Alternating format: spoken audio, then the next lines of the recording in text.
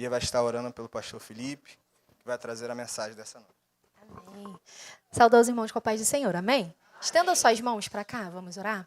Deus, nós louvamos ao Teu nome, Senhor, toda a honra, a glória, o louvor pertence a Ti. Senhor, muito obrigada porque nós estamos na Tua presença. Muito obrigada porque nós escolhemos estar aqui, Senhor, para prestar um culto ao Senhor. E nesta hora, Senhor, que o Senhor possa falar conosco. Deus, nós apresentamos o Felipe nas Tuas mãos. Cobre ele com Teu sangue, Senhor, o usa de uma forma tremenda, poderosa. Senhor, repreende toda distração, tudo aquilo que não provém de Ti, nós jogamos por terra agora em nome de Jesus. Senhor, que em nome de Jesus a Tua palavra possa cair em terra boa e frutificar. Senhor, fala conosco nessa noite em nome de Jesus. Isso é o que nós te pedimos e já te agradecemos. Em nome de Jesus, amém, amém. Paz do Senhor, irmãos, amém? Quem está feliz, diga glória a Deus, irmão. Quem está alegre, diga aleluia. Podeis sentar em nome de Jesus. Abra sua Bíblia no livro de Neemias, capítulo de número 4. Neemias, capítulo de número 4.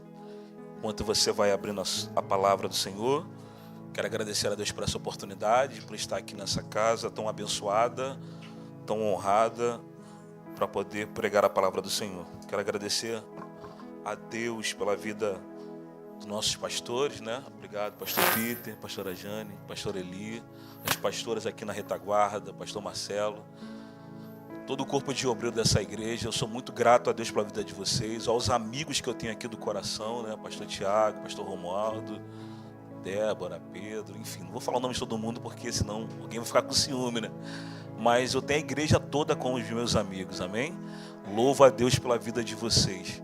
Que Deus possa abençoar poderosamente no nome de Jesus, tá bom?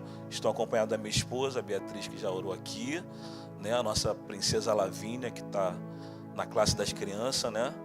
Eu chamo ela de 220, porque ela só para quando dorme. Mas acho que agora ela vai dar uma acalmada com a mãe dela, né, na salinha. Eu louvo o nome do Senhor, porque é a primeira vez que ela está numa salinha de crianças, né?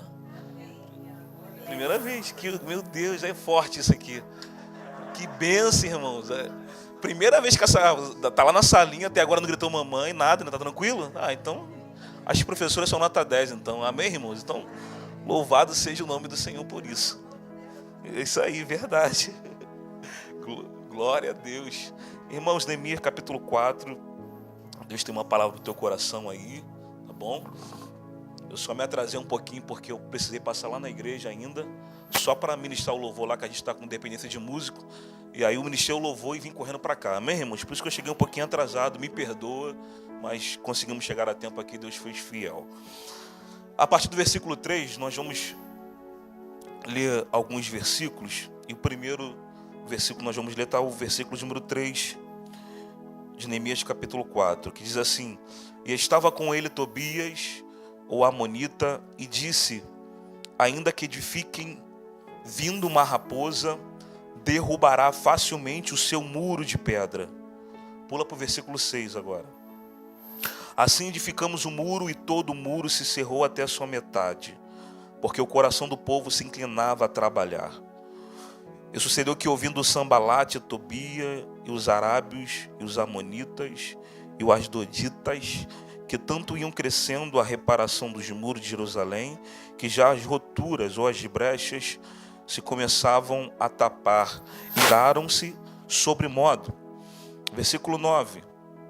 Porém nós oramos ao nosso Deus, e pusemos um guarda contra eles de dia e de noite, por causa deles. Então disse Judá: Já desfaleceram as forças dos acarretadores, e o pó é muito, e nós não poderemos edificar o muro. Pula para o versículo 13. Pelo que pus guarda nos lugares de baixos, por detrás do muro e nos altos, e pus o povo pelas suas famílias, com as suas espadas, e com as suas lanças, e com os seus arcos. Versículo 17. Os que edificavam o muro, e os que traziam as cargas, e os que carregavam, cada um com uma mão fazia a obra, e na outra tinha as armas. Amém? Você pode aplaudir ao Senhor por essa palavra? Glória a Deus. Irmãos, Deus ele me confiou uma palavra na qual eu estava pedindo uma resposta ao Senhor. E Deus ele me fez olhar para Neemias capítulo de número 4, né? Neemias era um copeiro do rei. Ele tinha uma responsabilidade muito grande naquela época de trabalhar em favor das bebidas e das comidas do rei. Tinha uma patente alta diante do governo que ele prestava o seu serviço, do reinado, daquele rei daquela época.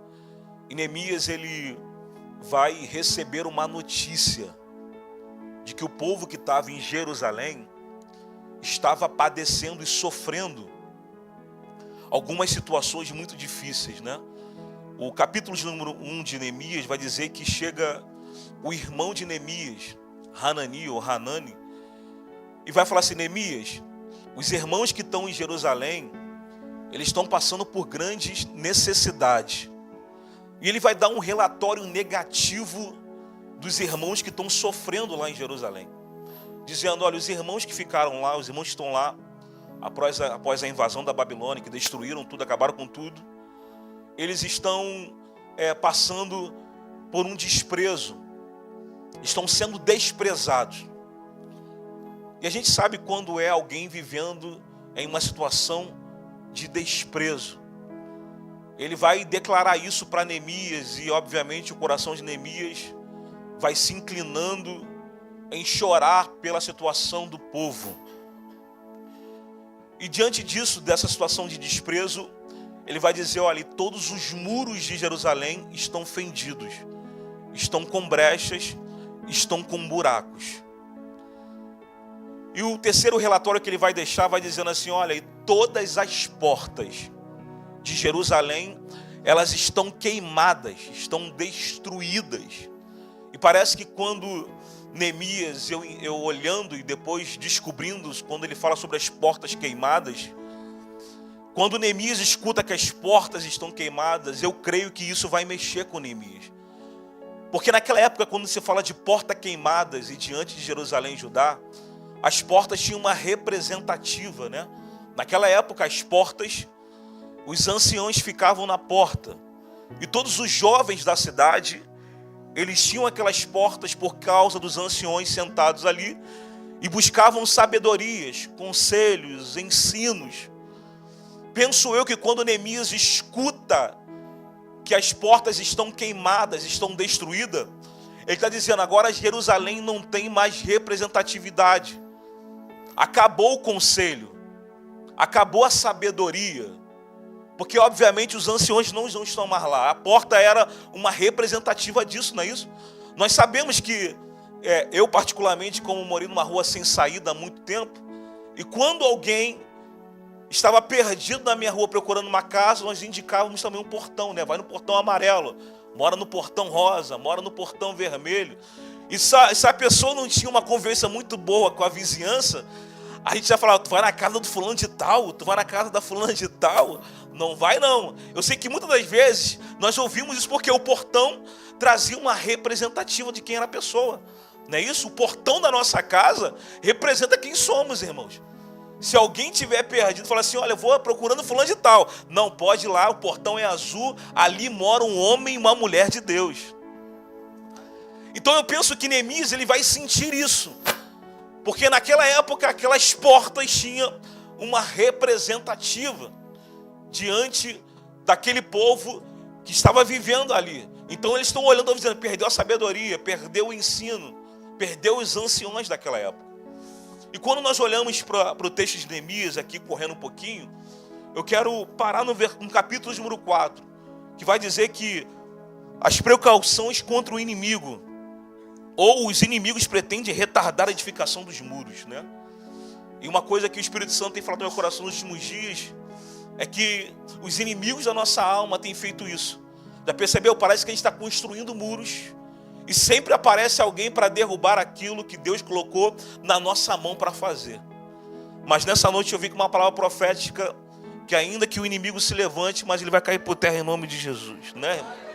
Eu prometo ser muito breve, muito objetivo, mas eu quero entregar os ensinamentos que Deus me deu a partir do Neemias capítulo 4.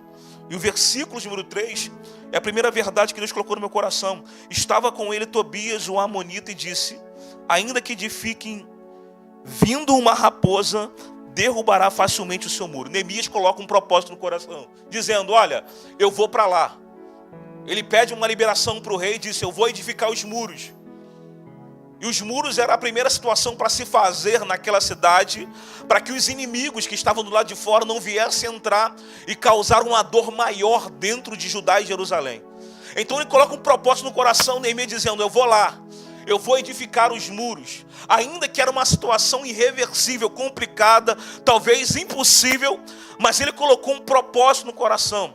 E Sanbalat e Tobias não perdiam a vontade de afrontar o povo e afrontar Neemias. No entanto, que no versículo número 3 está dizendo assim: olha, facilmente uma raposa vai derrubar as pedras. Imagine alguém construindo um muro, alguém edificando um muro, alguém fazendo algo que é um propósito, algo de Deus ali, e alguém aparece para dizer: olha, uma raposa, um animal, vai derrubar os muros que vocês estão construindo. É desanimador, é complicado ouvir isso. Mas quando eu olhei para esse texto do versículo 3, Deus falou no meu coração: Sanbalat e Tobias não vai derrubar o que Deus colocou na sua mão para fazer.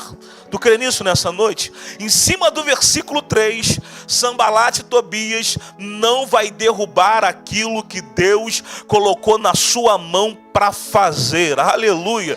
Talvez você entrou nessa noite com um propósito no teu coração. Tem um muro que tu está erguendo, tu fala assim: parece que o muro não passa de 1 metro, parece que o muro não consegue ter a sua estrutura, parece que talvez na minha vida alguma coisa não está acontecendo, está errado. E talvez, irmão, Sanbalat e Tobias está assim, né? Nos pressionando, dizendo: olha, uma raposa vai derrubar aquilo que você está construindo. Mas eu vi com uma palavra no coração, e olhando para esse texto, e pensativo muito no carro, Deus falou comigo: meu filho, avisa a minha igreja que nessa noite Sanbalat e Tobias já estão caindo por terra em nome de Jesus. Pregador, quem é Sanbalat e Tobias? São os inimigos da reconstrução. Mas nessa noite, irmãos, eu não sei que Tobias tenha aparecido na tua casa, eu não sei que Sanbalat tenha aparecido no teu trabalho, eu não sei que inimigo tem se levantado na tua vida, mas Deus me trouxe aqui para te dizer uma palavra nessa noite: não se preocupe, eles vão até se levantar com uma palavra dizendo: uma raposa vai derrubar o teu muro, uma raposa vai destruir aquilo que está no teu coração. Mas nessa noite, Deus, através de Neemias, se levantou para dizer: Sanbalat e Tobias, aqui não vai ter vez, aleluia, porque ainda que eles apareçam para dizer: o muro não vai ser erguido, não vai acontecer a reconstrução, todavia, Neemias está debaixo de uma ordenação de Deus, aleluia, e quando Deus fala alguma coisa tem que acontecer. Ainda que Tobias está vindo com uma palavra irreversível, todavia Deus reverte tudo e diz: fica tranquilo, eu cheguei para resolver nessa noite, eu cheguei para fazer, eu cheguei para trabalhar, eu cheguei para agir, e toda a palavra negativa que Sanbalat e Tobias liberou já caiu por terra nessa noite por causa desse culto e dessa palavra. Tu crê nisso? Amém, meu irmão? Aleluia! Eles estão com essa palavra dizendo: olha, facilmente vão derrubar o muro de vocês. E talvez é uma palavra que nós recebemos essa semana, que talvez facilmente alguma coisa não iria acontecer. E assim que eles ficavam, irmãos, são os inimigos da reconstrução. E os inimigos da nossa alma, eles ficam 24 horas assim dizendo: olha, não vai conseguir, não tem jeito, acabou tudo, não tem por que tu ficar pensativo. E a gente fica preocupado, fica desesperado, mas Deus, ele acalma o nosso coração dizendo: meu filho, fica tranquilo, eu estou no meio da reconstrução, aleluia. Fica tranquilo que eu estou fazendo o meu trabalho diante disso tudo. Ainda que Sanbalat e Tobias não percebam percebam e não entendam o poder de Deus. Mas fica tranquilo, faz a obra, adora a Ele, louve o nome dEle, prega a palavra, evangelize, aleluia, se consagre, jejue, porque enquanto você faz para Deus, Ele está movimentando em nosso favor nessa noite. Enquanto a gente está aqui buscando, eu profetizo que Sanbalat e Tobias está caindo por terra nessa noite. Ele não vai prevalecer, aleluia. Talvez, meu irmão, tu esteja chorando, talvez por causa de Sanbalat e Tobias. Talvez eles causaram desespero no teu coração, mas nessa noite, irmãos, não vai prevalecer a palavra do inimigo. O que vai prevalecer é o quê? A palavra de Deus. A palavra do teu Criador é maior do que a palavra de Sanbalat e Tobias. O que você precisa é de uma palavra, aleluia. Aprenda com Neemias nessa noite. Fala o que quiser falar, eu vou continuar edificando os muros. Podem criticar, podem falar, mas nada vai me tirar da graça. Todavia, eu estou pronto para fazer a vontade de Deus. Porque assim, irmãos, enquanto ninguém teve a força de se levantar e ir lá para reconstruir o muro, estava tudo tranquilo, né? Enquanto ninguém apareceu para poder edificar os muros, não tinha Sanbalat e Tobias se pressionando. Enquanto não tinha ninguém para ir lá colocar a mão, tapar as brechas, tampar as rupturas, não tinha ninguém para falar contra. Mas só foi Neemias se levantar, colocar um propósito no coração, dizer: eu vou lá ajudar aquele povo lá, eu vou lá reconstruir o muro, eu vou lá fazer aquilo que Deus determinou para ser feito. Aí aparecem os inimigos da reconstrução para querer se meter naquela obra e fazer algo contrário. Mas todavia Deus vai estar com Neemias, aleluia. Deus vai te dar a coragem que deu para Neemias nessa noite. Deus vai te dar a força que deu para Neemias nessa noite. Talvez tu chegou até sem força aqui nesse lugar, chegou até sem vontade, mas tu vai para casa diferente hoje. Fica tranquilo, tu vai dizendo: Senhor, nada vai atrapalhar o que tu colocou nas minhas mãos. Eu não sei o que Sanbalat aprontou, que vai aprontar essa semana, mas sobre esse texto e sobre essa verdade eu já profetizo que todo levante de Sanbalat e Tobias já caíram por terra nessa noite em nome de Jesus, porque o nome do Senhor vai ser glorificado. Aleluia. Glória a Deus. Amém, irmãos? Versículo 6. Na minha versão diz assim, ó: edificamos, pois, o muro, e toda a muralha foi terminada até a metade de sua altura, porque o povo teve ânimo para trabalhar. O povo teve ânimo para trabalhar.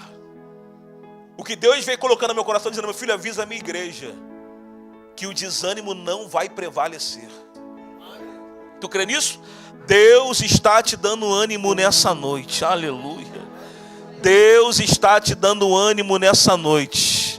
Talvez tu chegou até desanimado hoje querendo parar, mas sobre essa palavra Deus está dizendo: estou te dando ânimo para você seguir em frente, aleluia. Estou te dando ânimo para você seguir em frente. Tinha tudo para a gente desistir, mas nessa noite, irmãos, tem um ânimo de Deus aqui na tua vida, que aquilo que vem na tua mente para paralisar a tua caminhada não vai prevalecer, aleluia. Tu vai andar nessa noite, oh glória. Tu não vai ficar prostrado, parado, desanimado para aquilo que está acontecendo. Todavia, Deus está dizendo para alguém nessa noite, no meio dessa reconstrução, no meio dessa obra, no meio dessa correria, no meio dessa confusão, Deus está te dando ânimo para você continuar, aleluia. O trabalho vai continuar, queira Sanbalat, queira Tobias ou não, o trabalho vai continuar. Então receba o ânimo do Senhor. É Deus te dizendo: porque eu sou contigo nessa noite. Não te assombres, porque eu sou o teu Deus. Eu te esforço, te ajudo e te sustento com a destra das suas mãos. Aleluia. Oh glória. Bendito é o nome do Senhor. Você pode glorificar a Ele nessa noite. Eu estou sentindo o ânimo de Deus aqui nesse lugar nessa noite. Aleluia, aleluia, aleluia. O desânimo não vai prevalecer, Monte Hermão, sobre vocês, sobre a igreja de vocês nessa noite. Todo o princípio de depressão, de angústia, pela luta, pela provação, pela edificação do muro, não vai prevalecer. Porque enquanto eu estou pregando aqui, Deus está revertindo o desânimo. Deus, aleluia, está trocando o desânimo, está trocando a depressão, está trocando todo o princípio de derrota nessa noite na tua vida, para te dizer, o ânimo chegou nesse lugar nessa noite. Tem uma unção aqui nesse altar que está dizendo para você, tu não vai parar, aleluia. O desânimo não vai chegar na tua casa, mas tem o ânimo de Deus chegando aí, meu irmão. Glória a Deus, aleluia. Oh, e quando Deus está dando esse ânimo, Ele está dando ânimo para você buscar mais a Ele, para você ler mais a palavra, para você orar mais, para você se consagrar mais, para você jejuar mais, para você adorar mais nessa noite. Não pare, não desista. Quando eu olho para isso, eu lembro de Daniel capítulo 3. Os 3 homens lançados na fornalha, lembra disso? Sadraque, Mesaque e Abednego. Não quiseram adorar a estátua, então vamos lançar ele na fornalha de fogo ardente. Eu gosto muito desse texto, porque na verdade já era uma fornalha de fogo ardente. Aí o rei Nabucodonosor falou assim, olha, manda aquecer 7 vezes mais. Já estava quente, aí manda aquecer 7 vezes mais, né? Tudo para crente é mais difícil, né? Já está complicado. Aí ele manda aumentar a fornalha 7 vezes mais, para piorar a situação. Que luta, irmão, que prova. Mas aqueles homens tiveram uma fé, dizendo, olha, nós não vamos se dobrar. O Deus a quem nós servimos, Ele é poderoso para fazer muito mais do que pedimos ou imaginamos. Ou imaginamos esses homens orando ali. Eles foram lançados na fornalha. Só que alguns textos da Bíblia vai dizer que eles andavam e passeavam na fornalha. Andar, eu até entendo que às vezes andamos, né? Desanimado, triste. Mas eles passeavam, a Bíblia é muito clara, diz, eles andavam passeando na fornalha. Eu nunca vi ninguém passear triste, irmão. Eu nunca vi ninguém passear desesperado. Eu nunca vi ninguém passear preocupado com a volta. Eu nunca vi ninguém passear chorando, né? Todas as vezes que eu vou passear com a minha família, eu passeio alegre, feliz da vida. Mas imagine 3 homens numa fornalha de fogo ardente, 7 vezes mais aquecida. Além de andar, eles passeavam na fornalha. O que é isso? Um sinal de tranquilidade, ou seja, o ânimo desceu naqueles 3 homens. Eles estão pensando que vão parar, a gente pode aquecer 10 vezes mais. Todavia, nós vamos passear para mostrar que Deus é poderoso dentro dessa fornalha. Porque, irmão, tem prova que Deus não vai te tirar dela. Ele vai te fazer passar nela e te dar o livramento dentro dela. Tu crê nisso nessa noite? Tu pode receber isso aqui? Tem fornalha que Deus não vai te livrar dela. Todavia, a vitória vai chegar dentro da fornalha. A bênção vai vir dentro da fornalha. Aleluia, a glória do Senhor vai vir dentro da fornalha. E o nome dele vai ser glorificado nessa noite. Tu crê nisso? Então adora a Deus. Porque enquanto você está nesse culto aqui, tem um ânimo na tua vida. E esse ânimo é para te fazer passear no meio da prova. Você pode adorar a Ele nessa noite. Você pode glorificar a Ele nessa noite. Tem uma presença aqui nessa noite que me impulsiona a pregar. Aleluia. Deus está dizendo para alguém nessa noite, Ele te trouxe aqui para te dizer, no meio dessa fornalha e dessa reconstrução, você vai passear, aleluia. Por que eu passeio? Porque o rei está vendo, o mesmo rei que jogou lá dentro, está vendo, eu não vejo 3, mas estou vendo o 4º homem na fornalha, passeando com eles. O teu ânimo, irmão, é porque o 4º homem chegou para fazer. O teu ânimo é porque o 4º homem chegou para dizer, eu vou passear contigo. Eu vou passear com você. É porque o 4º homem pega na tua mão dizendo, olha, pode aquecer, mas a minha mão está grudada nele. Eu estou passeando com ele, eu estou andando com ele. Eu estou com ele nessa noite. Recebe isso aqui nesse altar, nessa igreja, nessa noite. O Espírito de Deus está dizendo para alguém nessa noite: tu não anda sozinho, o quarto homem está com você. Além de andar, ele vai te fazer passear. E quando tu passeia, tu não sente a pressão da prova. Todavia, ela fica mais tranquila e refrigerada, porque o quarto homem desceu para fazer e para resolver. Enquanto Nabucodonosor aumenta a potência do fogo, o Senhor mostra para eles: na vida deles tem um fogo maior do que o fogo terreno. Que fogo é esse? É o fogo do Espírito Santo. Aleluia, aleluia. Pode aquecer, mas na minha vida tem o fogo do Espírito Santo. É maior do que o fogo terreno. Oh, glória.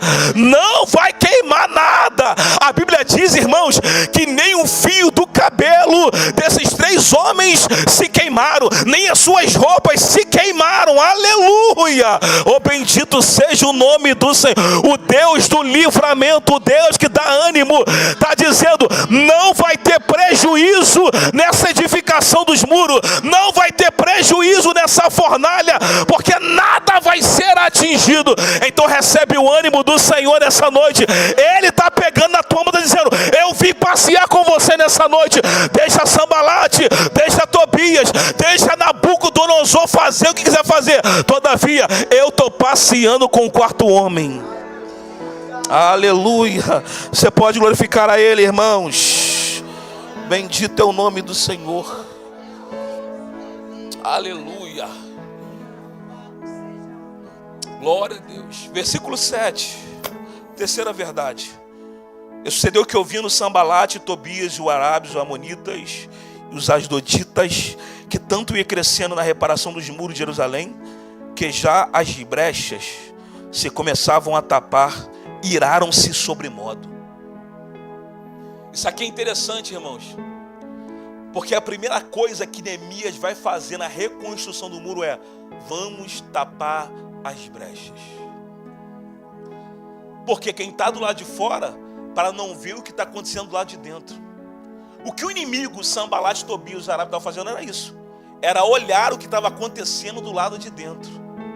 Aí Neemias, olhando essa situação, a preocupação dele é: vamos tapar as brechas.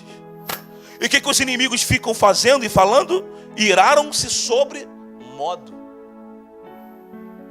Ficaram irados porque Neemias começou a tampar as brechas dos muros. E aqui tem um conselho de Deus para a nossa vida, né? Deus está nos ensinando que chegou um tempo, e esse é o tempo para a gente reparar as brechas, para a gente tomar cuidado. Porque o inimigo, como diz a Bíblia, ele fica ao nosso derredor procurando a quem possa tragar. Então ele espera algo, um erro, uma brecha para poder entrar e fazer uma arruaça.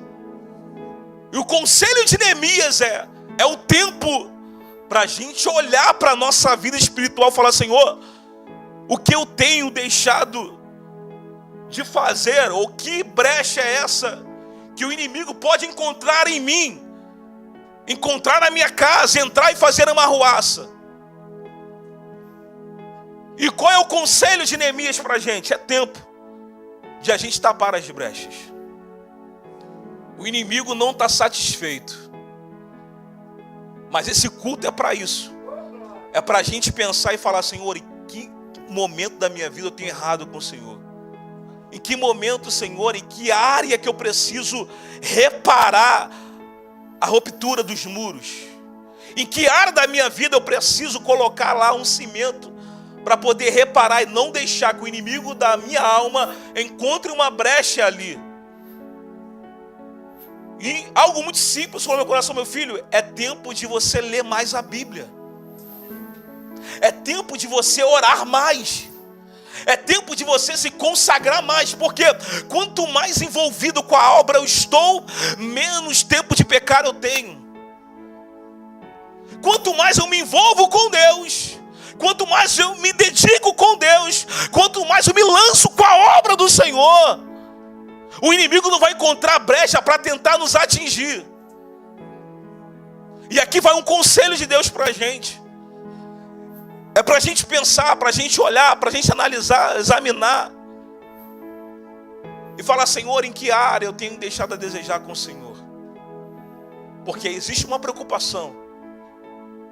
Talvez a preocupação de Neemias parecia ser, no caso, que era a reconstrução dos muros de imediato e levantar logo e acabou. Não.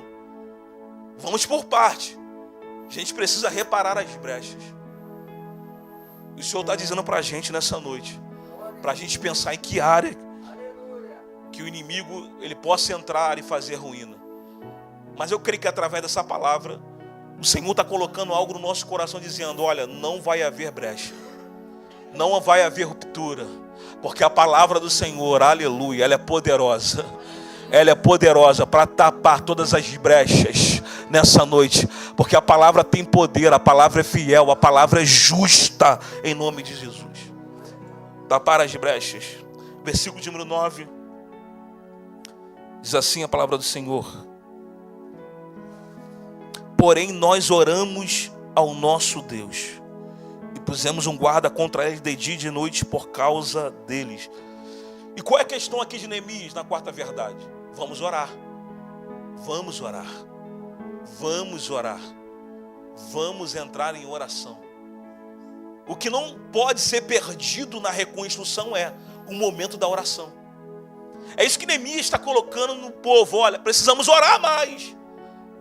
Precisamos dobrar mais o joelho. Precisamos se inclinar mais com Deus. Porque a oração tem poder de mudar muita coisa. A oração é poderosa, a oração, aleluia, ela leva as nossas petições até Deus. Eu creio no poder da oração, amém, irmãos? Essa igreja tem um ambiente de oração aqui, aleluia.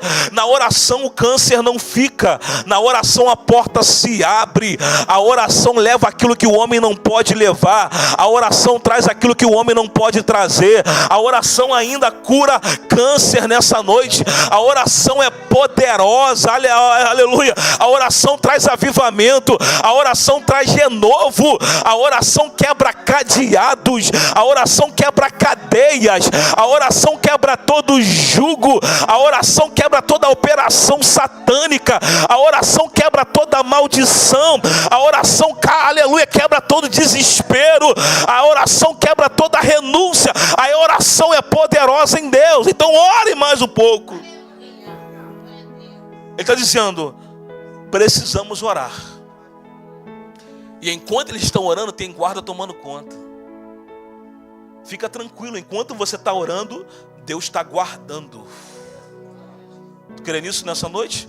Enquanto a gente está orando aqui, Deus está guardando a nossa casa, Deus está guardando a nossa família, Deus está nos livrando de toda tempestade, Deus está nos livrando de toda ação demoníaca que vem contra a nossa vida. Enquanto estamos aqui em oração, Deus está desfazendo todo o levante do inimigo contra as nossas vidas, no nome de Jesus. Então mantenha-se firme na oração. Glória a Deus, aleluia. Versículo 10, irmão. A quinta verdade. Então disse Judá: já desfaleceram as forças dos acarretadores, e o pó é muito, e nós não poderemos edificar o muro. O versículo 10 é um retrato de alguém que já está perdendo forças. Eles estão dizendo isso para Neemias, dizendo: olha, já desfaleceram as forças daqueles que levam as pedras, daqueles que estão nos ajudando. E quem está dizendo assim: ó, e o pó é muito, tem muito pó aqui, e nós não poderemos edificar o muro. Às vezes, irmãos, o inimigo quer causar isso na gente. Ele quer desfalecer as nossas mãos. Ele quer colocar um cansaço dentro da gente, que a gente perde força até de vir para o culto. Já viu isso? O que está acontecendo nos últimos dias é que muita gente está cansada até para vir para culto. O que está acontecendo aqui é que eles estão desfalecendo as forças. Aqueles que carregam as pedras, que estão na edificação, estão perdendo as forças. E aí parece que é uma desculpa, eu não sei. E está dizendo: tem muito pó aqui, não dá para trabalhar, é muita poeira. Mas não é tempo para olhar para isso, é tempo para reconstruir o muro. Os inimigos estão do lado de fora querendo entrar para fazer a arruaça. E é nessa hora, parece que é no meio da reconstrução, que as mãos vão desfalecendo e parece que querem parar. Mas todavia, irmãos, eu vi com uma palavra de Deus para o meu coração. Deus vai dar força para vocês nessa noite. Aleluia, Sambalate, Tobias, os arábios estão do lado de fora olhando para a gente, dizendo: é agora que eles vão cair, é agora que eles vão parar. Todavia, nós estamos aqui para dizer: aconteça o que acontecer, todavia as nossas mãos não vão desfalecer.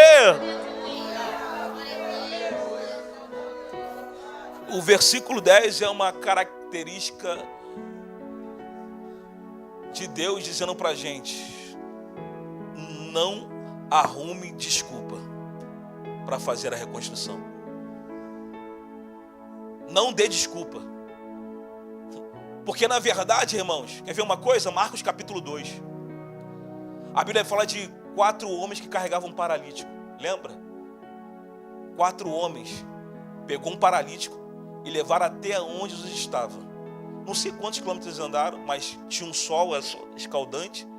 Era de dia, vai dizer a história. Mas eles poderiam até desistir. Porque andaram, não sei se foi muitos quilômetros, mas a história diz que quando chegaram na casa onde estava, a casa estava o quê? Cheia.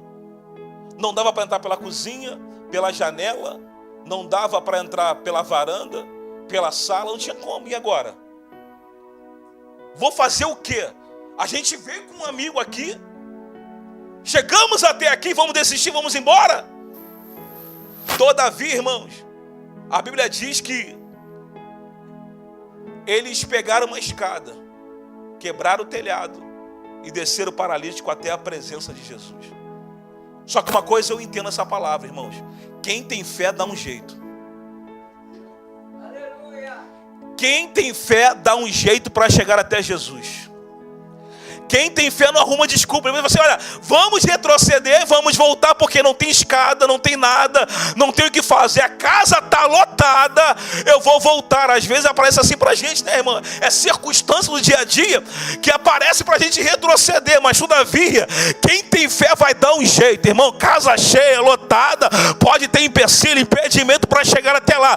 Mas, irmãos, quando tu tem fé, Deus dá estratégia na tua mente para tu chegar até Jesus e conseguir o teu objetivo.